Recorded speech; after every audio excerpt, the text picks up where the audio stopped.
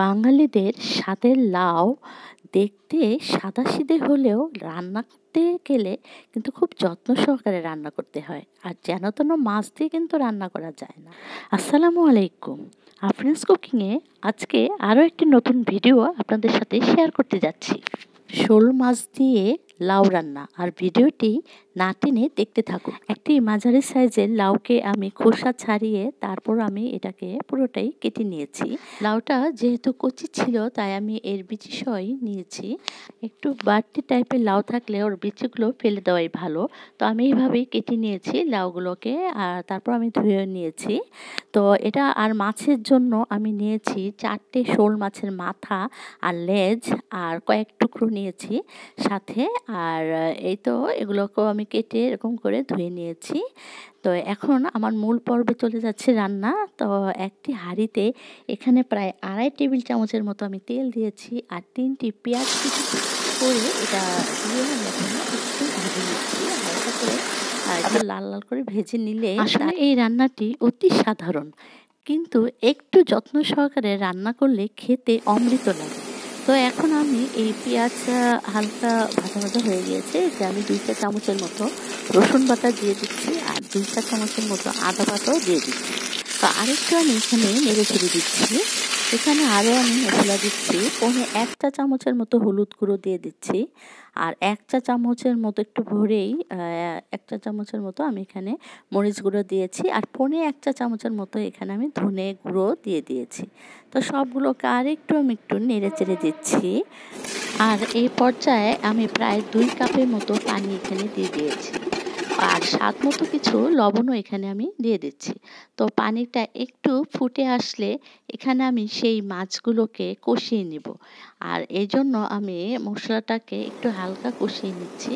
তো এখন মাছগুলো আমি দিয়ে দিচ্ছি। শোল মাছের আসলে মাছ মাঝারি সাইজের ছিল আমার শোল মাছগুলো। আর এখানে 4টা মাছের মাথা নিয়েছি, 4টা লেজ নিয়েছি মাছের, আর কয়েক টুকরো নিয়েছি মাছের। তো এখন এগুলোকে আমি একটু নেড়ে চেড়ে তারপর ঢেকে দিচ্ছি। তো মাছগুলো একটু সিদ্ধ হয়ে আসলে তখন আমি এই মাছগুলোকে আরেকটি বাটিতে আমি উঠিয়ে রাখছি। ভিডিওটি ভালো লাগলে একটি লাইক কমেন্ট শেয়ার করে দেবেন, আর যারা ইতিমধ্যে আমার চ্যানেলটিকে সাবস্ক্রাইব করেছেন তাদের প্রতি রইল আমার অসংখ্য ভালোবাসা। এবার আমি লাউগুলো সেই মশলাতে দিয়ে দিচ্ছি, অল্প অল্প করে আগে দিয়ে দিচ্ছি, তারপর একটু নেড়ে চেড়ে আবারও বাকি লাউগুলো এখানে দিয়ে দিচ্ছি। তো সবগুলো লাউ দেওয়া শেষ হলে সবগুলোকে আমি আরেকটু ভালো করে নেড়ে চেড়ে দিব। নেড়ে চেড়ে দেওয়ার পরে আমি এটাকে ঢেকে কিছুক্ষণ রান্না করব, কারণ তাপে লাউগুলো একটু গলে বা সিদ্ধ হয়ে নরম হয়ে যাবে। তো আমি কিছুক্ষণ জাল দেওয়ার পর একটু উঠিয়ে ঢাকনাটাকে উঠিয়ে আরেকটু নেড়েচেড়ে আমি এখন নেড়েচেড়ে দিচ্ছি। এতে আমি আরও কিছু পরিমাণে লবণও এখন দিয়ে দিচ্ছি। মাছ রান্নায় আমি দিয়েছিলাম, মাছ যখন কষিয়েছিলাম। তো এখন লাউ রান্নার সময় আমি আরও কিছু লবণ দিয়ে দেব। আবারও কিছুক্ষণ আমি ঢেকে রেখেছি, ঢেকে আরও জাল দিয়ে নিচ্ছিলাম।